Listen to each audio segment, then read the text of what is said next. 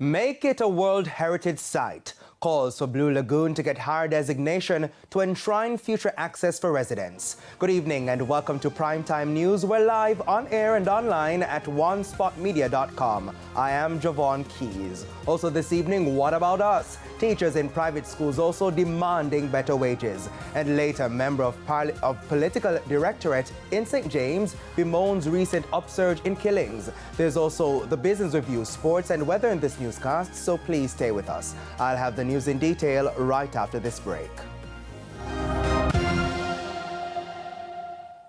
Welcome back to Primetime News and a very special welcome to those of you joining us online at onespotmedia.com. Now up first this evening, commerce in Portland is set for a major boost this summer thanks to the return of operations at the Blue Lagoon. Our reporter Dwayne Anderson has been following this issue and has more in this TVJ News follow-up. The wait is finally over. The world-famous Blue Lagoon is reopened after nearly a year, and many of the stakeholders are pleased, especially the tour operators. People from not Portland, but from Montego Bay, Ocherias, and all the Kingston, we're always looking forward to the reopening of the Blue Lagoon. And that would afford Portland the opportunity to absorb, to get some of these tourism dollars that is available. We have been cut off from that since last year, August. People have lost their livelihood.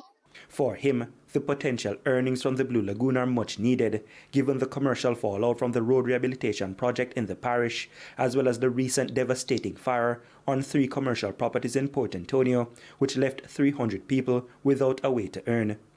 The smiles on the faces of the visitors and residents indicated they too are happy. One of their favorite bathing spots is now available once again. We are excited that finally we can recapture what's ours. This Blue Lagoon has been historic for a lot of children. Now they're older adults, and so to be able to come back to our heritage and enjoy what's really ours, it's a blessing. I've been in since the beginning of the year, but when you do that, you get harassed at the gate and everything, because that's what happens when you close a place that should never have been closed. People just start harassing you instead to come, when really, it's natural heritage of the people. The only problem that we have is the 9 to 5 opening hours, as if it's an office. A lot of people come here early in the morning to meditate and to seek some peace before starting their day, as it is a sacred space. So we're hoping that it will be open for people to come as early as they need to. But even this reopening has restrictions. The work ongoing in sections of the facility indicate everything is not quite ready for larger groups and the other commercial operations. The official opening will take place on June 15. So we will encourage persons to come on June 15, where we will have the official reopening. As you can see, there are a lot of construction still happening on the grounds. We're still preparing, but there are a number of things that we have in place to date.